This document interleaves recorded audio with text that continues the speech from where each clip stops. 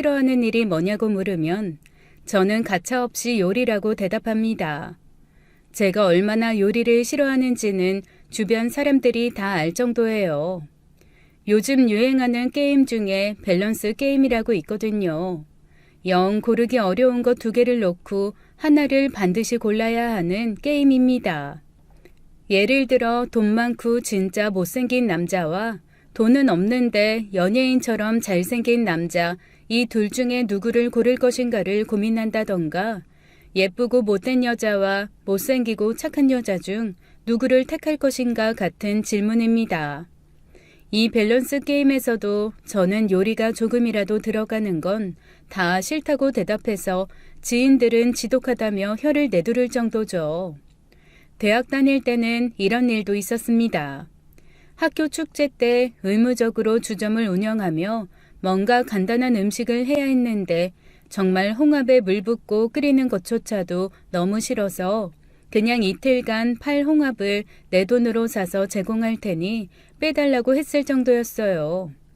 그날 이후로 저한테는 수산시장 갑부라느니 알고 보니 엄청 부자라느니 갖은 오해가 따라붙었지만 상관없었습니다. 중요한 건 제가 요리를 하지 않는 것이었으니까요. 제가 이렇게 요리를 극도로 싫어하게 된 건 중학교 2학년 때부터입니다. 사실 그전에는 엄마 대신 라면도 종종 끓이고 나름 실험적으로 이것저것 해보면서 여느 여자아이들처럼 요리에 조금씩 발을 담궜어요.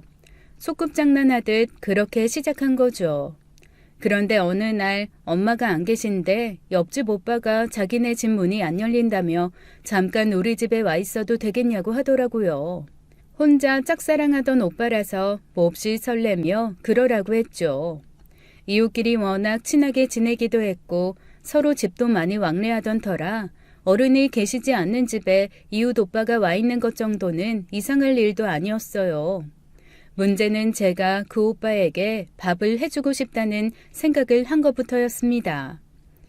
오빠, 혹시 배고파? 나 배고파. 왜? 이 찬호기가 뭐 해주게? 오빠가 하는 거 봐서. 내가 뭘 해주면 됐는데? 이번 주 일요일에 공원에 같이 놀러 가요. 그날 거기 거리 마술사 와서 공연한대요. 나도 들었어. 그런데 나랑 가도 돼? 친구들이랑 같이 안 가도 돼? 에이, 친구들은 만날 보는 걸 뭐. 오빠랑 갈래요. 그날 아이스크림도 사주는 걸로. 그래, 약속. 대신 오늘 맛있는 거 해주는 거다. 그렇게 오빠와 설레는 약속을 하고 저는 반드시 맛있어서 감탄이 터져 나오는 그런 요리를 만들고야 말겠다는 결심과 함께 부엌에 섰습니다. 어디서 본 건 있어서 계란찜과 비빔 라면을 하기로 했죠. 라면을 끓여서 물 없이 스프만 넣고 비벼놓고 냉장고에서 참기름을 꺼내 한 바퀴 둘렀습니다. 평소처럼 고소한 냄새가 나지 않아서 좀 이상하기는 했지만 하필 그때 감기가 걸려 코가 좀 막혀있던 터라 그래서 나지 않겠거니 했죠. 계란찜에는 엄마가 소금을 좀 넣으셨던 게 기억나서 찬장을 뒤져 하얀 가루를 찾아내 솔솔 뿌려 넣었습니다. 소금이라고 쓰인 통에 들어있으니 의심이라고는 전혀 없었죠. 그렇게 어설프지만 몽실몽실하게 부풀어 오른 계란찜과 윤기 절절 흐르는 비빔라면을 상에 차려 오빠 앞에 탁 놓아주었어요. 오빠가 깜짝 놀라면서 감탄하더라고요. 그리고 바로 계란찜을 듬뿍 떠서 먹었습니다. 맛있다. 안 짜서 너무 좋아. 난 짠 거 별로 안 좋아하거든. 아, 그래? 다행이다. 소금을 너무 많이 넣은 게 아닌가 좀 걱정했는데. 자, 그럼 비빔라면 먹어볼까? 빙긋 웃으며 오빠가 라면을 크게 한 젓가락 집어 입에 넣는 순간 오빠의 표정이 확 변하면서 라면을 와락 상위에 뱉어내더라고요. 으악, 에이, 이게 뭐야? 너무 놀라서 얼른 라면을 한 입에 넣은 저는 구역질과 함께 라면을 뱉어버렸습니다. 그런데 그 순간 오빠가 갑자기 눈을 뒤집고 입에서 거품을 물더니 쓰러져서 경련을 하기 시작했어요. 너무 놀라서 소리를 빽빽 지르고 있는데 마침 엄마가 들어오며 그 광경을 보고 119에 전화를 하셨죠. 병원으로 옮겨진 오빠는 급하게 위세척을 받았다고 했습니다. 그리고 병원에서 놀랍게도 쥐약을 먹었다는 얘기를 들었다네요. 소량이어서 살아남은 거지 자칫 잘못하면 큰일 날 뻔했다는 얘기를 잔뜩 흥분해서 저한테 죽일 것처럼 달려들던 오빠의 엄마 입에서 듣는 순간 저는 기절했습니다. 나중에 알고 보니 엄마가 빈 소금통에 하얀 쥐약을 갈아 넣어두신 거였고 냉장고에 그 기름은 폐식용유를 모아두신 거였더라고요. 늘 냉장고 관리며 살림은 엄마가 하니까 본인만 알면 된다고 생각했다며 엄마는 몹시 자책하셨어요. 그나마 폐식용유 때문에 입에서 역한 맛이 나서 많이 먹지 않아 쥐약으로 일어날 수 있었던 가장 심각한 상황은 벌어지지 않았던 거라고 하더군요. 만약에 그 폐식용유를 쓰지 않았으면 정말 돌이킬 수 없는 일이 벌어질 뻔했습니다. 며칠 뒤 퇴원한 오빠는 사과하러 간 제 얼굴을 한 번도 쳐다봐주지 않았어요. 그리고 몹시 냉정한 목소리로 이러더라고요. 다시는 요리하지 마. 최악이야. 그날 이후 요리는 제 인생에서 없는 분야가 되었습니다. 동네에서도 제 소문이 너무 크게 나서 1년이 채 되지 않았을 때 저희 집은 이사를 가야 했어요. 당연히 저도 전학을 갔죠. 전학을 간 학교에서도 가사 실습 시간이 되면 저는 모두가 칼질을 하고 요리를 하고 싶어 할 때 자처해서 설거지 담당을 했습니다. 더럽고 양 많은 설거지는 아무도 반기지 않는 거여서 제가 요리에 참여하지 않고 설거지를 한다고 하면 오히려 다들 좋아했거든요. 그렇게 시간이 지나고 어른이 되어서도 요리라는 단어 자체는 제게 있어 아예 저 깊은 곳에 꽁꽁 숨겨둔 채 꺼내지 않는 무언가가 되어버린 거죠. 남자친구를 만나더라도 제게 뭔가 직접 한 요리를 원하는 아이들은 가차없이 헤어졌어요. 그걸 한다는 상상만으로도 토악질이 올라왔거든요. 생각보다 여자친구가 요리해주는 걸 원하는 남자들이 많더라고요. 다른 것도 아니고 음식 해주는 게 싫어서 헤어진다는 말에 황당해한 아이들도 있었고 저를 이상한 사람 취급하는 애들도 있었습니다. 하지만 저에게 요리는 절대 타협할 수 없는 무언가였어요. 그렇게 20대를 배달음식과 외식으로 보내고 30대 들어 만난 남편은 희한하게도 저한테 한 번도 음식을 해달라는 말을 하지 않았습니다. 물론 첫 만남에 술을 머리끝까지 먹고 제가 세상에서 요리가 제일 싫다고 한 말을 또렷하게 기억한다고는 하더라고요. 그래도 보통 그런가 하면서 아무렇지도 않게 요구하기도 하고 하는데 희한하게도 이 남자는 제가 싫다고 하니 그 이후로 단 한 번도 말을 꺼내지 않았습니다. 캠핑을 가서도 묵묵히 혼자 먹을거리 다 마련하고 펜션으로 휴가를 가도 먹거리 쇼핑에 요리는 알아서 혼자 다 하곤 했어요. 물론 설거지는 자연스레 제 몫이었죠. 나름 이렇게 분담이 되고 각자 할 것을 하면서 무리하게 요구하지 않으니 마음이 편해지고 마음이 편해지니 서서히 애정이 생기더라고요. 사실 처음부터 아주 막 좋고 그런 건 아니었거든요. 생긴 것도 제 이상형과는 좀 멀었고 무엇보다 성격 중에 결정적으로 제가 너무 싫어하는 성격이 하나 있었습니다. 바로 거절 잘 못하고 다른 사람들 말에 귀가 팔락팔락하는 그런 모습이요. 얼마나 거절을 못하냐면 연애하면서는 이런 일이 있었습니다. 저랑 사귀고 있는 상황인데도 다른 여자 하나가 좋아한다고 만나달라고 한 모양이에요. 그러면 여자친구 있다, 애인 있어서 그건 좀 곤란하다 이렇게 대답하면 되잖아요. 이 인간이 그 말을 못해서 2번을 만났다가 저한테 딱 걸린 겁니다.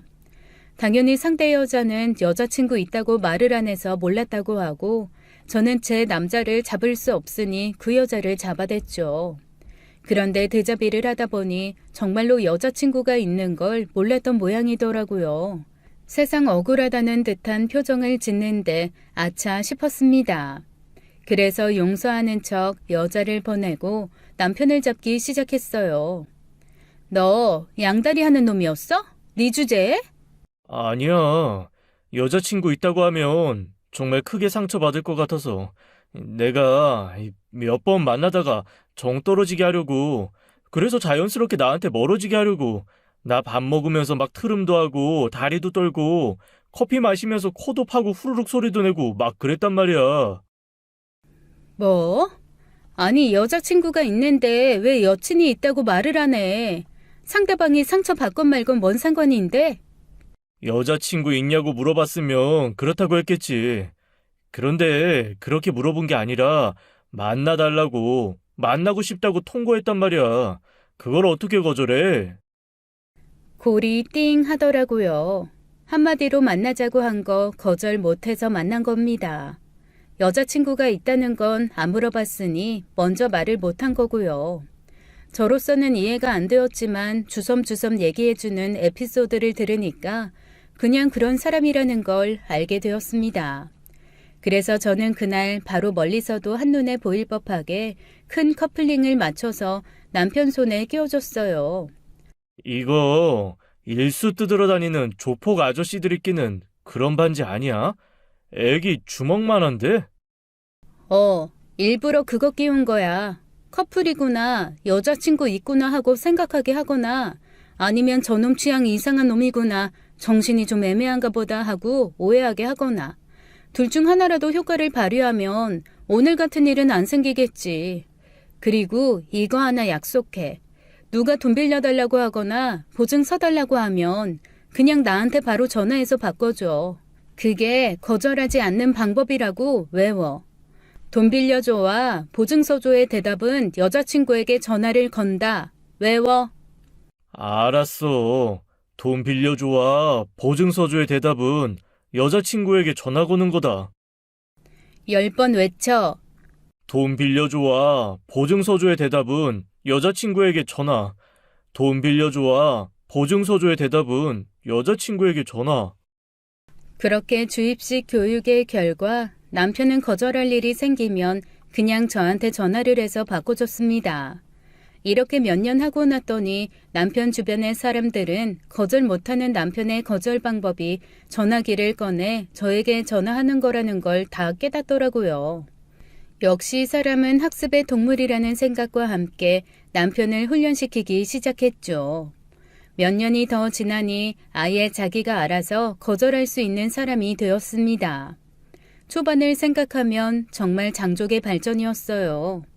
이제는 거절도 잘하고 의견도 전달할 줄 알고 게다가 제게 절대 요리를 시키지도 않으니 결혼을 해도 되지 않을까 하는 생각이 들었습니다. 그런데 결혼을 하려고 생각해 보니까 연애를 3년 넘게 했으면서도 남편의 집안이나 형제자매에 대해 아는 게 없더라고요. 그래서 남편에게 물어봤죠. 그런데 당신은 형제자매가 어떻게 돼? 그러고 보니까 그동안 한 번도 집안 얘긴 들어본 적이 없어서. 어떤 환경에서 자랐어?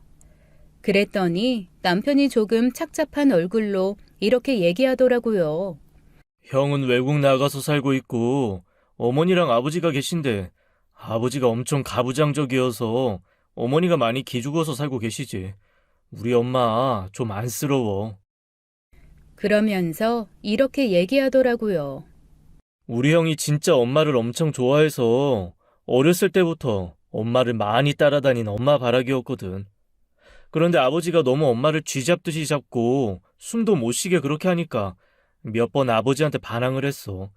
그랬더니 아버지가 그때부터 형한테 손찌검을 하기 시작하신 거야. 형이 점점 몸이 커지고 힘이 세지면서 아버지가 힘으로 이기지를 못하니까 그 다음부터는 어머니한테 손을 대시더라고. 형이 자기가 안 맞으니 어머니가 맞는 걸 보고 진짜 어느 날 다 뒤집어 엎고 집을 나가버렸어. 대학교 2학년 때였나? 그 다음부터는 절대 아버지한테 연락을 안 하더라고. 그러다가 한 3년 정도 연락 없이 살다가 갑자기 나한테 연락이 온 거야. 그러면 그 3년 동안 당신도 형의 행방을 몰랐어? 어떻게 그럴 수가 있어? 그래도 형제잖아. 나도 나름 노력은 했지. 그런데 내가 전화하면 형이 절대 받지도 않았고, 문자하면 진짜 한 100번 중에 한 번 잘 살고 있으니까 신경 끄라는 말만 하고, 아예 인연 끊을 것처럼 그렇게 굴더라고. 그런데 갑자기 연락이 온 거야, 뜬금없이. 왜? 3년 만에 전화해서 뭐라고 했어? 그냥 어머니 잘 계시냐고. 그리고 어머니 한번 보고 싶으니까 모시고 나오라고. 남편이 헛헛하게 웃으면서 그때 얘기를 해주더라고요. 어머니를 모시고 나오라고 해서 나온 곳에는 완전히 다른 모습으로 변한 형이 서 있었다고 했습니다. 비리비리하고 키만 크고 빼짝 말랐던 형은 온몸에 근육이 울퉁불퉁하게 붙은 그런 모습으로 변해 있었대요. 몇 년 만에 만난 엄마가 통곡하며 형을 안고 우는데 무표정한 얼굴로 엄마를 토닥토닥 안아주며 형이 진지하게 물었다고 했습니다. 아직도 맞고 사냐고 말이죠. 그래서 남편이 쓱 끼어들어서 형이 집을 나간 후로는 아버지가 손찌검을 하지 않는다라고 했더니 형이 쓰게 웃으며 이렇게 얘기하더래요. 결국 내가 없어졌어야 했던 거네. 아이, 형, 그게 무슨 말이야. 아, 왜 형이 없어져야 하는 건데. 엄마, 저 알고 있어요. 아버지가 저 왜 그렇게 미워했는지. 고모님한테 들었어요. 왜 말 안 했어요, 엄마? 그 순간 어머니의 얼굴이 하얗게 질렸다고 했습니다. 그리고 그 자리에서 어머니가 펑펑 울기 시작하셨대요. 영문도 모르는 남편이 두리번거리고 있자 형이 남편한테 해준 얘기는 좀 충격적이었다고 했습니다. 나는 우리 형제가 친형제인 줄 알았거든. 그런데 엄마가 형을 데리고 재혼한 거였더라고. 아, 그럼 아빠가 다른 거야? 아빠 친구분이랑 원래 결혼을 하셨었대. 그런데 엄마가 나름 킹카였는지 주변에 남자가 많았다고 하더라고. 우리 아빠도 엄마를 좋아하는 사람이었고, 우리 형 친부도 엄마를 쫓아다니고, 그런데 두 분이 완전 친한 친구였던 거야. 우리 엄마가 두 사람을 재고 비교하다가 결국 아빠 친구랑 결혼한 거지. 그런데 사고로 일찍 돌아가시고 얼마 안 있어서 형을 낳으신 거야. 한마디로 우리 형은 아빠 얼굴도 못 보고 세상에 태어난 유복자고, 아들 하나 데리고 엄마가 혼자서 끙끙거리고 사는 걸 보고 형 2살 때쯤 됐을 때 우리 아버지가 청혼을 하셨대. 내가 그 아이 아빠가 돼주고 당신 남편도 돼주겠다고. 그렇게 진즉에 처음부터 나랑 살았으면 좋지 않았냐고. 아이 하나 데리고 혼자 살기 너무 힘들어서 엄마는 그냥 재혼을 하신 건고. 그런데 클수록 우리 형이 그 아빠 친구를 너무 닮아가는 거지. 그리고 엄마가 형한테 잘하고 의지하는 게 꼭 당신 친구하고 다시 연애한 것처럼 보이셨나 봐. 아, 그럴 수도 있겠다. 왜 그런 콤플렉스도 있잖아. 아들이 아빠와 자기를 동일시하는 그런 콤플렉스. 그리고 모든 엄마에게 아들은 연인의 대체제라며. 그런데 자기 큰아들이 죽은 남편이랑 똑같이 생겼으면 나 같아도 좀 설레고 그럴 수 있을 것 같은데. 어쨌건 꼭 그런 게 아니었다 하더라도 아빠가 보기에는 그게 너무너무 싫으셨던 거지. 그래서 그때부터 그렇게 형을 구박하셨던 것 같아. 어린 나이에도 대체 아빠가 왜 나한테는 너그러운데 형한테는 저러나 좀 이상하긴 했었거든. 알고 보니 그런 사연이 좀 있었더라고. 형이 대체 아빠가 왜 이렇게 사람을 차별하고 미워하나 너무 고민하니까 고모가 형 대학 가고 나서 얘기해 주셨었나 봐. 본인도 좀 충격이긴 했겠지. 친아들이 아니라는 것도 그렇고 엄마가 자기 친아빠의 친구랑 다시 결혼했다는 것도 그렇고 아마 그 방황을 하면서 운동도 하고 집이랑 연락을 끊었었던 것 같아. 그런데 연락을 끊었으면 그냥 계속 끊은 채로 살지. 왜 뜬금없이 전화해가지고 만나자고 한 거야? 엄마한테 그 얘기도 다시 한번 확인하고 외국 가서 살게 됐으니까 혹시 같이 가지 않겠냐고 물어보려고 전화한 거더라고. 그런데 어머니는 왜 외국에 안 가신 거야? 나도 있었고 그리고 나중에 그러시더라. 힘들 때 그래도 받아준 아빠인데 아빠의 마지막을 엄마가 옆에서 지켜야 되지 않겠냐고. 그게 사람의 도리 아니겠냐고. 에이, 모르겠다. 나도 대체 우리 엄마가 무슨 생각을 갖고 사는 건지. 그랬구나.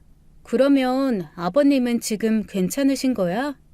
지금은 뭐 괜찮으신데 가끔 술 많이 드시고 한 번씩 폭발하시면 또 한 번 뒤집어지고 그래. 그럴 때마다 엄마가 좀 도망 나와 있고 그렇긴 하는데 그렇게 심한 건 아니고 이 약간 뭐라 그래야 되지?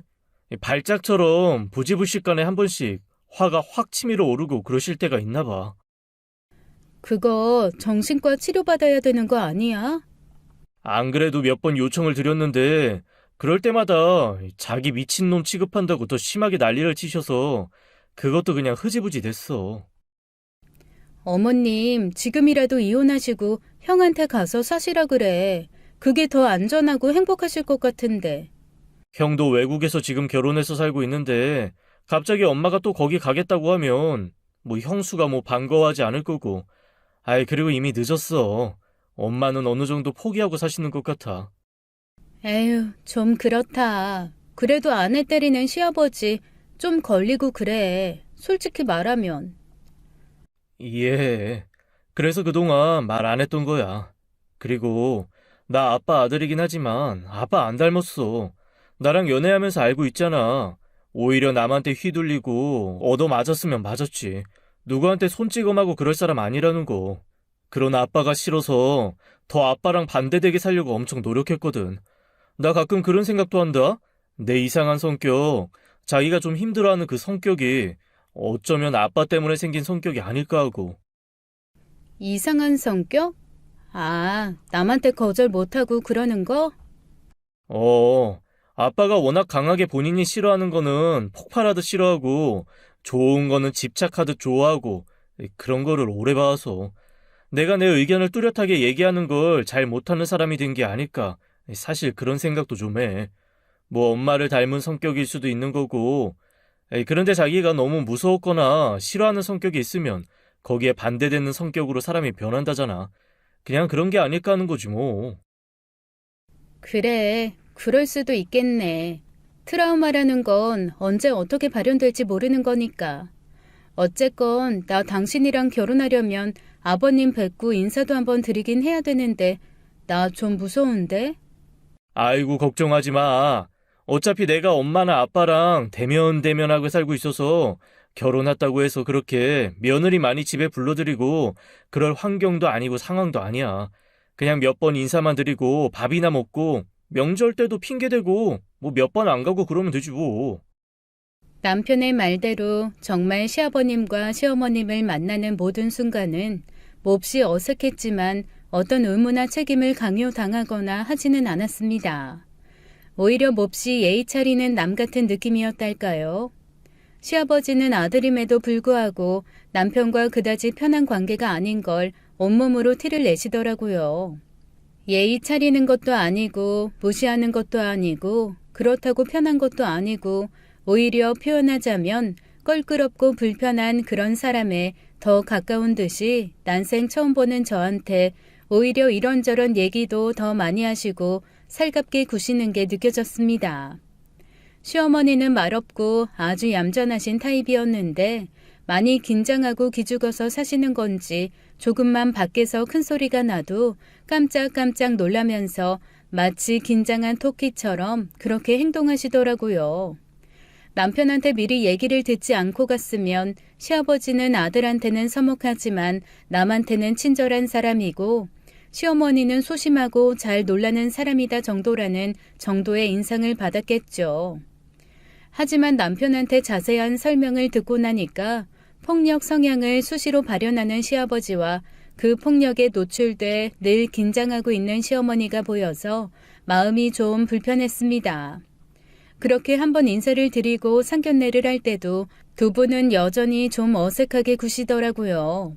저희 엄마 아빠는 제가 별다른 얘기를 하지 않아서 그런지 그냥 두 분 다 얌전하고 별말 없으신 것 같다고 그다지 크게 시집살이 시키실 분들도 아닌 것 같다며 그냥 무난한 시부모님이라고 생각하시더라고요. 결혼 후에는 남편의 말대로 별로 시댁을 갈 일이 없었습니다. 시어머니도 제가 안부 전화할 때마다 굳이 뭘 집으로 오냐고 꼭 만나고 싶으면 그냥 밖에서 외식하자고 그렇게 말씀하시더라고요. 그리고 두 분 다 남편한테 무슨 얘기를 들으셨는지 저한테 며느리가 해준 밥 먹고 싶다던가 며느리 요리 솜씨 좀 보자 이런 얘기는 안 하셨습니다. 물론 주중에는 둘 다 늦게까지 회사에서 일을 하는 바람에 거의 삼시세끼 다 회사에서 먹고 들어오거나 집에 와서는 간단한 빵이나 시리얼 정도로 끼니를 해결하는 경우가 많았어요. 하지만 주말에는 본격적으로 남편이 각종 요리 재료를 사다가 요리를 해주곤 했습니다. 처음에는 좀 서툴렀던 요리 실력이 한 달, 두 달, 세 달 지나니까 점점 늘어나더라고요. 결혼을 하고 나니까 심리적으로도 신체적으로도 많은 게 바뀌기 시작했습니다. 먼저 제가 약간 불면증이 있거든요.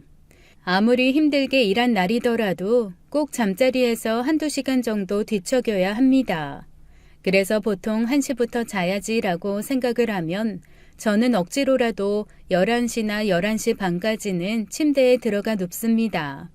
그렇게 1시간에 1시간 반 정도를 뒹굴거려야 제가 원하던 시간인 1시에 잠이 들 수가 있으니까요.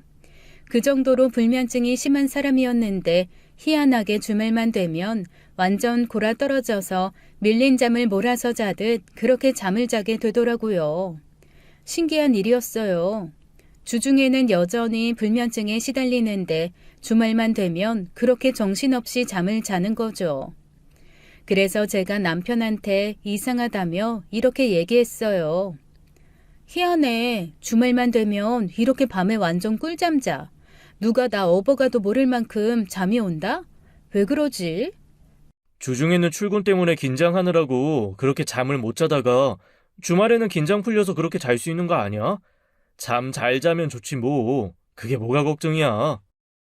에이, 그게 아니라 꼭 프로그래밍 된 것처럼 주중 5일은 불면증, 주말 이틀은 완전 숙면 이러니까 좀 신기해서 그러지. 에이, 신기할 거 없어. 사람이 얼마나 예민하고 정교한데 인체의 신비가 정말 과학적으로 잘 짜여져 있거든. 오죽하면 사람을 작은 우주라고 하겠냐? 아마 긴장이 풀려서 그런 걸 거야. 나는 당신이 잘 잔다니까 좋은데? 그거 참 희한하네. 평소랑 다를 게 없는데.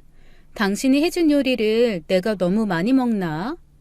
많이 먹기는 뭘 많이 먹어? 얼마 먹지도 않는데. 제가 농담처럼 당신이 해준 요리를 먹고 잠이 많이 온다는 얘기를 하니까 남편이 순간 살짝 당황하면서 뭘 많이 먹지도 않는데 그러냐며 말끝을 흐리더라고요.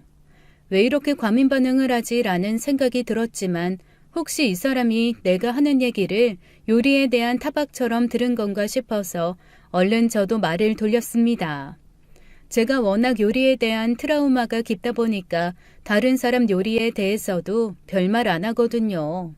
그래서 달다, 짜다, 맵다, 시다 이런 말 없이 그냥 주는 대로 먹는 편이긴 합니다. 주말마다 하는 남편의 요리는 솔직히 말해 평균 이상으로 맛은 있어요. 식재료도 알뜰하게 구매하고 요리법도 늘 새로운 걸 개발해서 질리지 않게 해주거든요.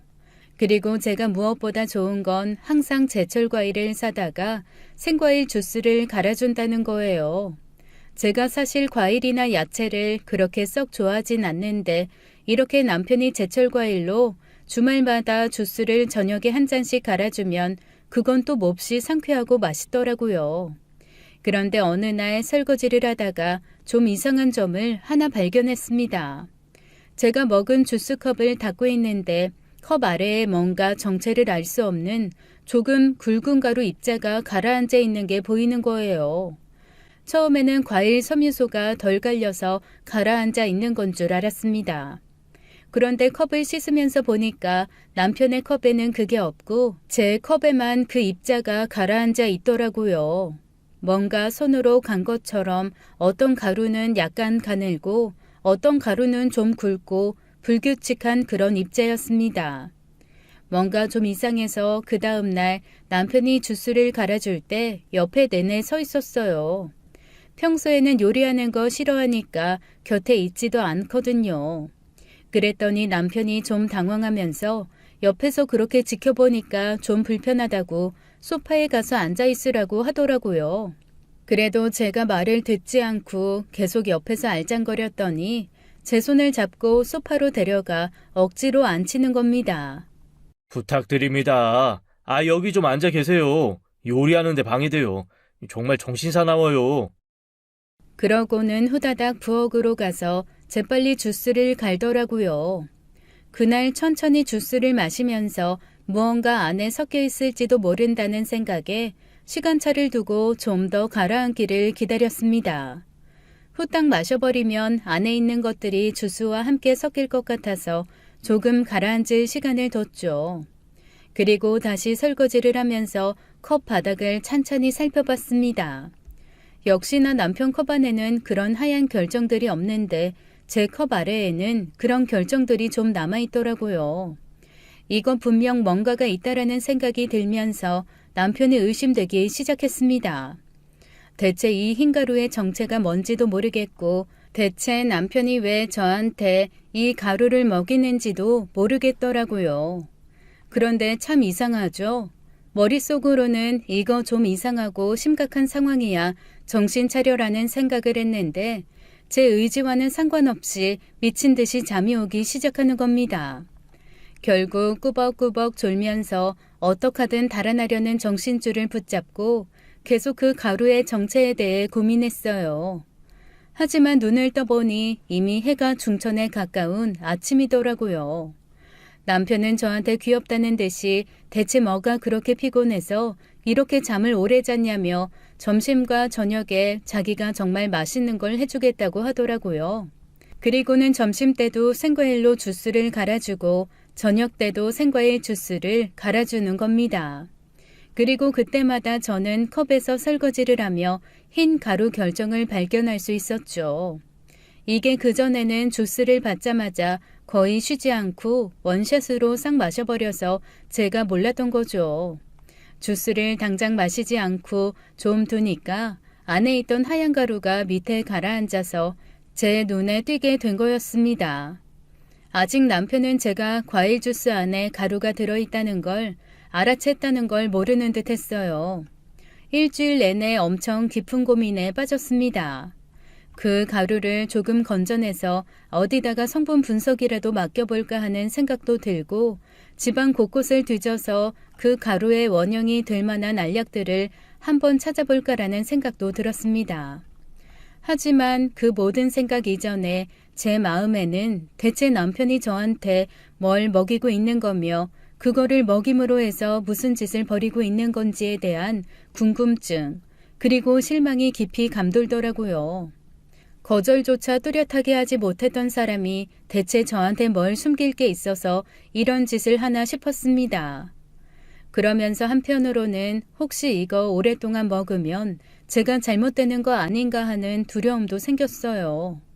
만약에 서서히 이상한 가루를 먹여서 저를 죽일 거였으면 이 결혼 생활 더 이상 유지하면 안 되는 거잖아요. 머릿속이 너무 복잡하더라고요. 어떡하든 이 상황을 정리하고 경찰의 도움을 받건 아니면 스스로 해결을 하건 여튼 뭔가 해야 되겠다는 생각이 들었습니다. 그렇게 다시 주말이 찾아왔고 남편은 맛있는 요리와 함께 또 생과일 주스를 갈아서 내놓았어요. 제가 생과일 주스를 받아들고 남편한테 이렇게 부탁했습니다. 자기야, 미안한데 나 오늘은 여기다가 설탕 조금만 더 넣어서 먹고 싶은데 설탕 좀 갖다 주면 안 돼? 설탕? 과일 주스만으로도 진짜 달 텐데. 이거 자두하고 복숭아하고 같이 간 거라 엄청 달아.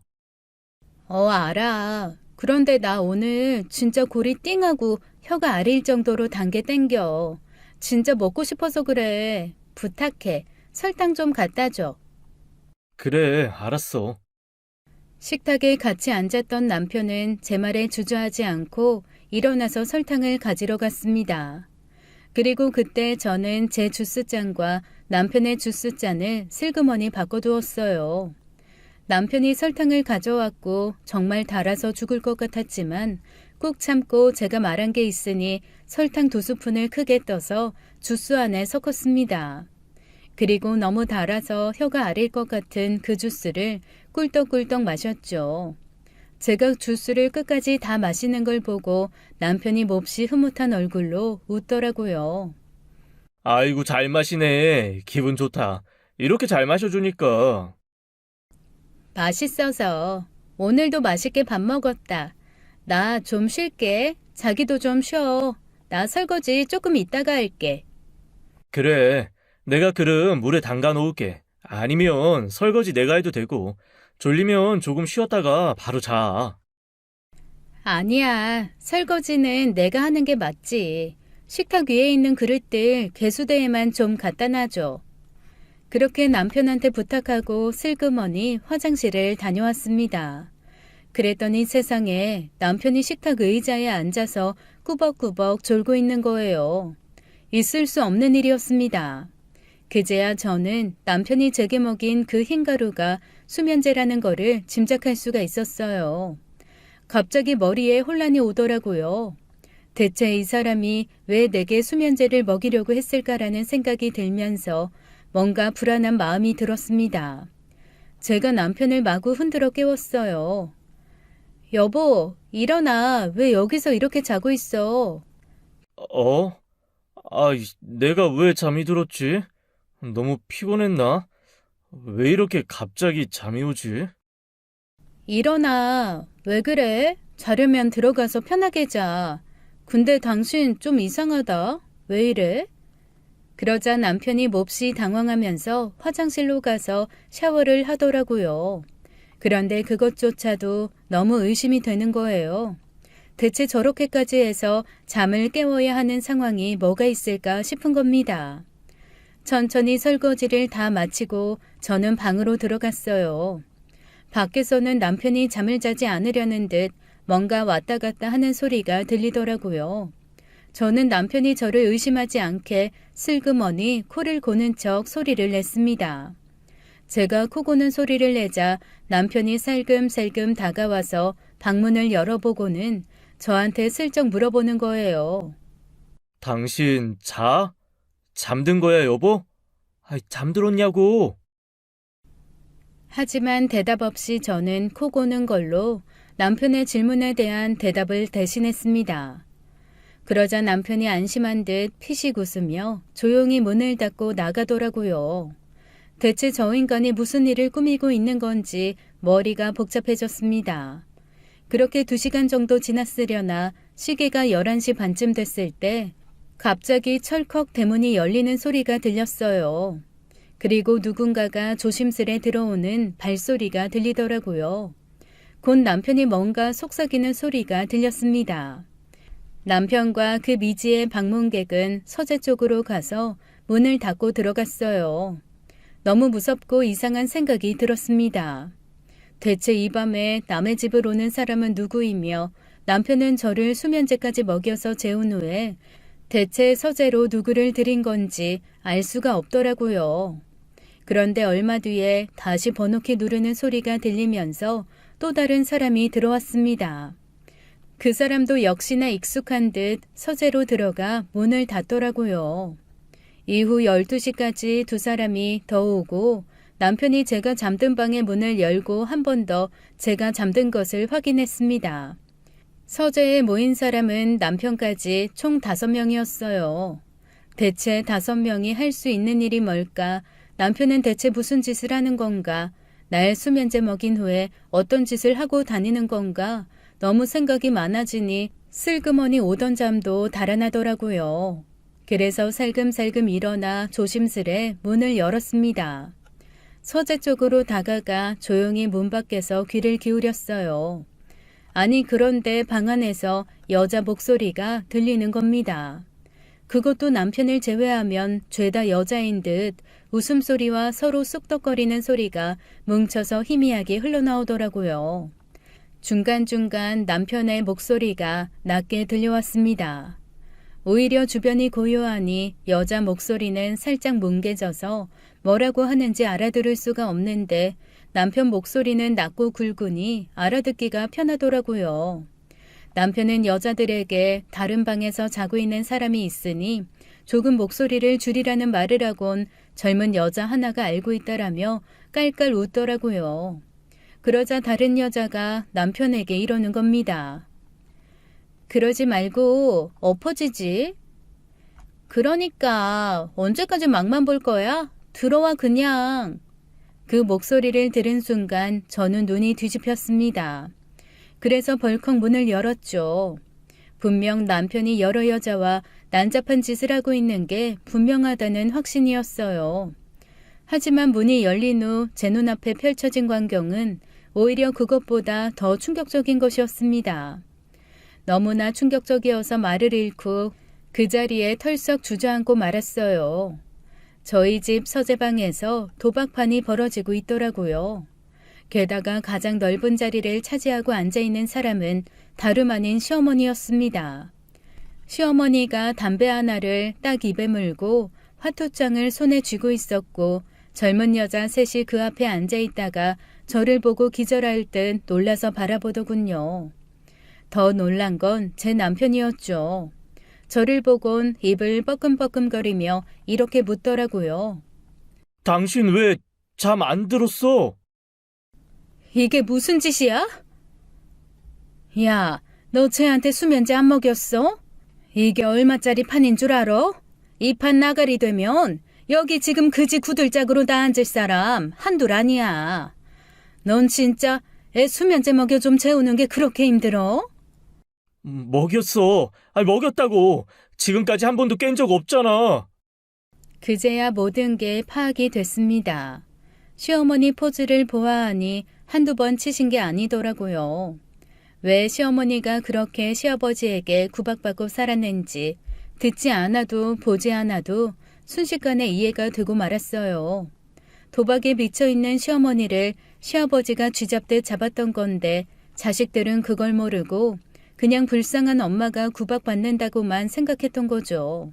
게다가 큰아들은 자기 엄마를 아버지가 그렇게 잡아대니 당연히 오해를 할 만했고 그 오해한 형의 말을 들은 멍청한 제 남편인 둘째 아들도 아버지를 그렇게 폄하하고 아예 판단해버린 채 서먹해진 거였습니다. 그리고 제 시어머니는 거절 못하고 귀 얇은 제 남편을 꼬드겨서 주말마다 저를 재워놓고 저희 집에서 도박판을 벌인 거였어요. 정말 어이가 없고 너무 당황스럽더라고요.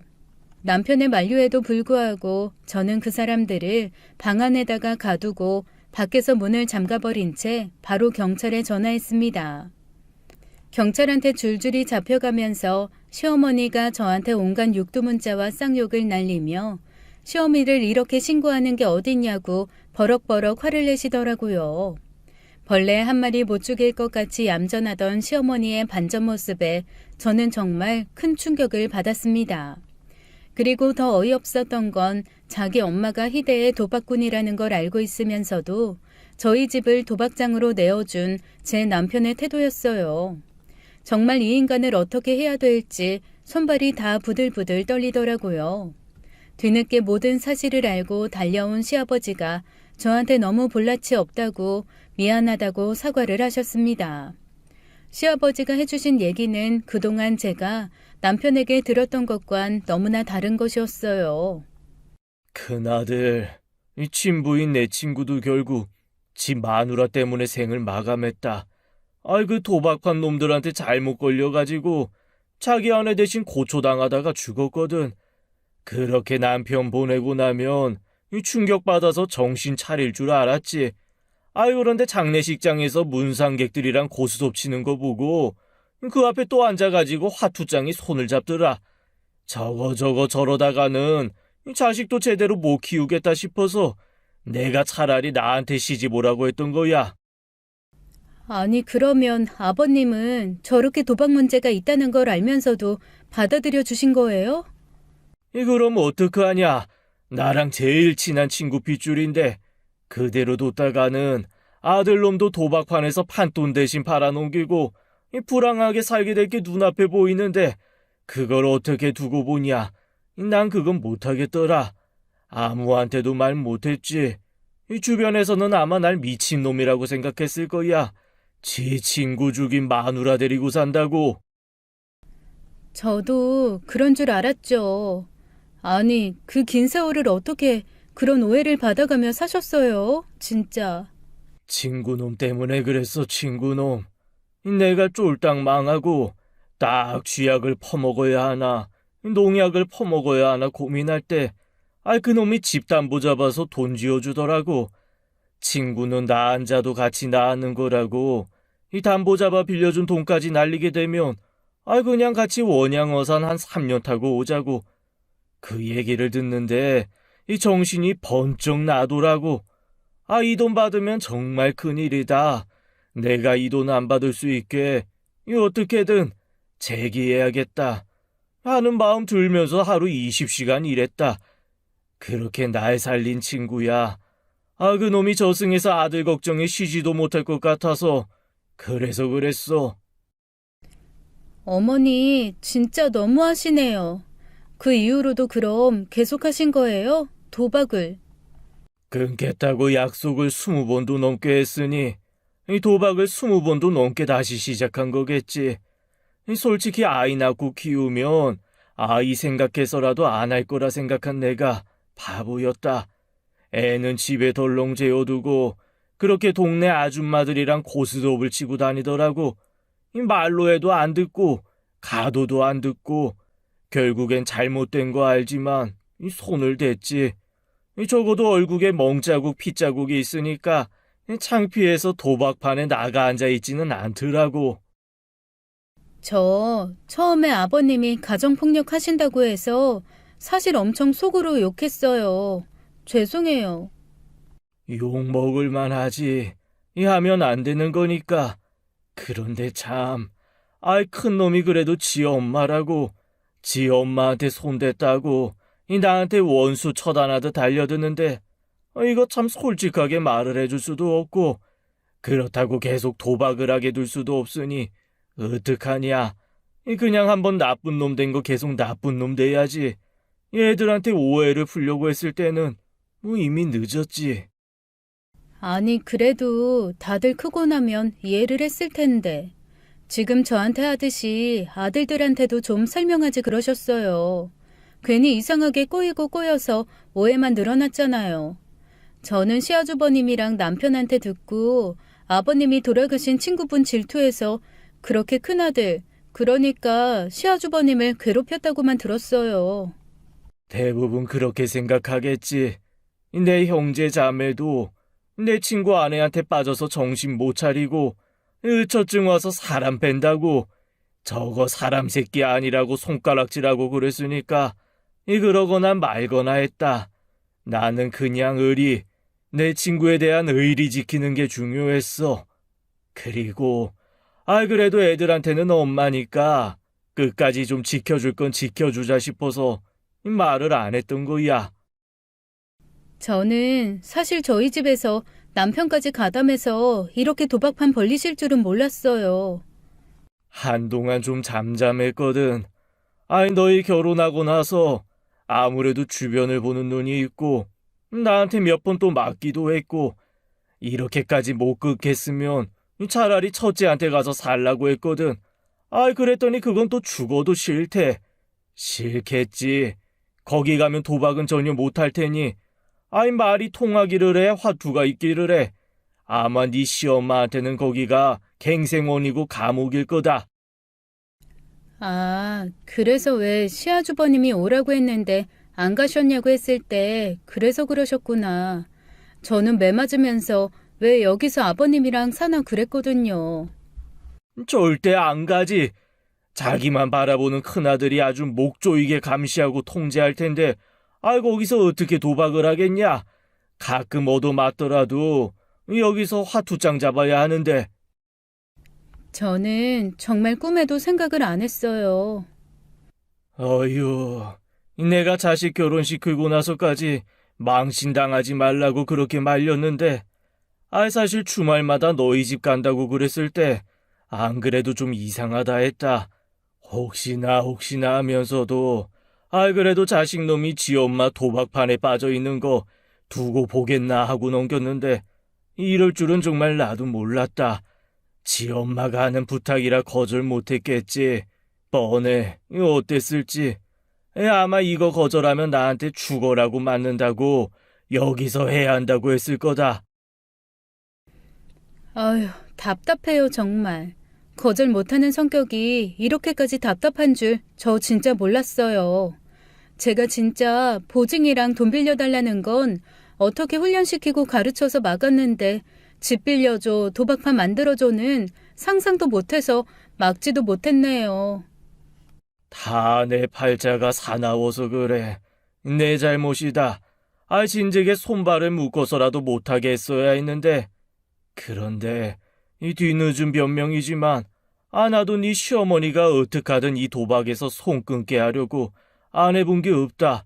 갱생시설에도 보내봤고 이 정신과 치료도 받아봤고 이 종교시설도 숱하게 데리고 다니고 혹시 나랑 같이 계속 여행 다니면 이 도박 생각이 안 날까 싶어서 아주 시간 될 때마다 여행도 다니고 그랬다. 그런데 다 소용없더라. 그때만 아주 잠깐 참았다가 다시 발들이면 참을 만큼 더 폭발해서 달려들더라고. 정신 차리게 하려고 저 사람이 간 도박판 내 손으로 신고한 것도 한두 번이 아니야. 그런데 그때마다 아버님도 다시 용서하시고 어머님은 다시 시작하신 거고 그런 거네요. 그래서 도박은 아예 시작을 하면 안 돼. 정말 도박은 손을 잘라내면 발가락으로 친다더니 절대 끊지 못하고 저렇게 결국 자식 앞에서 사달을 냈어. 미안하다. 미안해. 시아버지는 자책을 하며 오히려 저한테 100배 사죄를 하시더라고요. 저는 오히려 시아버지에게 그동안 오해해서 죄송하다고 말하고 시어머니와 남편을 고소고발 신고했습니다. 제가 사는 집을 불법으로 도박장처럼 제공한 것에서부터 사행성 도박을 주기적으로 시행한 것, 그리고 이를 위해 저에게 수면제를 먹여 재우는 것을 도모한 것까지 아주 싹 모아서 처벌 절차를 밟기로 했어요. 그리고 당연히 이혼 준비를 했습니다. 혹시나 제가 마음이 흔들리거나 용서를 할까봐 아예 친정과 친구들에게 싹 이혼 사유를 소문내듯 까발렸어요. 시어머니가 도박꾼이고 남편이 도박 동조자였으며 저한테 수면제를 먹인 후에 집에서 도박판을 벌려서 이혼한다고요. 당연히 친정에서는 난리가 났습니다. 친구들도 너무 어이없어 하면서 혹시 신변의 위협을 느끼면 자기네 집으로 오라고 앞다투어 얘기해 주더라고요. 남편은 엄마가 너무 부탁을 해서 어쩔 수 없이 들어줬다며 이런 걸로 무슨 이혼까지 하냐고 했지만 저는 거절 못하고 죄를 같이 짓는 것도 큰 죄니까 그냥 벌 받으라고 해버렸습니다. 그렇게 몇 주 동안 수면제를 먹이며 저를 속여왔던 남편은 졸지에 엄마 말 듣다가 범죄자가 돼버리고 말았죠. 그리고 저는 시아주버님께 연락을 해서 자초지종을 낱낱이 말해주었습니다. 제 얘기를 듣고 처음에는 믿을 수 없다는 반응을 보였던 아주버님은 경찰에서의 연락까지 받고는 당장 한국으로 날아왔어요. 그리고 시아버님의 발 앞에 무릎을 꿇고 아주 오래 울며 사과를 하더라고요. 시아버지는 그 오랜 인내의 시간 끝에 그래도 큰아들과의 오해는 풀게 되셨습니다. 멀리 사는 큰아들까지 자신의 정체를 알게 되었다는 것을 인지한 시어머니는 완전히 다른 인격이 된 것처럼 구시더라고요. 그동안 얼마나 교묘하게 가면을 쓰고 계셨던 건지 아주 조사하는 족족 나오는 자잘한 범죄와 도박 관련 혐의에 정신을 못 차릴 정도였습니다. 남편과의 이혼은 무난했어요. 일단 범죄자와의 이혼이기 때문에 남편의 의사와 상관없이 제가 원하는 방향으로 좀 더 수월하게 진행할 수 있었고 재산 분할도 훨씬 많이 받을 수 있었습니다. 저 몰래 시어머니 도박 자금을 댔던 것도 밝혀져서 좀 더 처벌받게 되었어요. 이혼 후 저는 요리에 대한 트라우마뿐만이 아니라 생과일 주스에 대한 트라우마도 함께 생겨버리고 말았습니다. 어떻게든 극복해야 하는데 아직도 생과일 주스 보면 왠지 안에 하얀색 가루가 가라앉았을 것만 같고 그거 먹고 나서 바로 잠들어 버릴 것 같은 두려움에 떨게 되더라고요. 언제까지 이 트라우마를 안고 살아야 될지 저도 사실은 좀 가슴이 답답합니다. 그래도 양의 탈을 쓴 것처럼 얌전한 시어머니와 거절 못해서 사람 속 터지게 했던 남편, 둘 다 야무지게 벌 줬으니 그거 하나는 좀 속이 시원하네요. 지금까지 사연 읽어주는 남녀였습니다. 끝까지 시청해주신 여러분 감사드리며 저희는 다음 사연으로 돌아올게요. 감사합니다.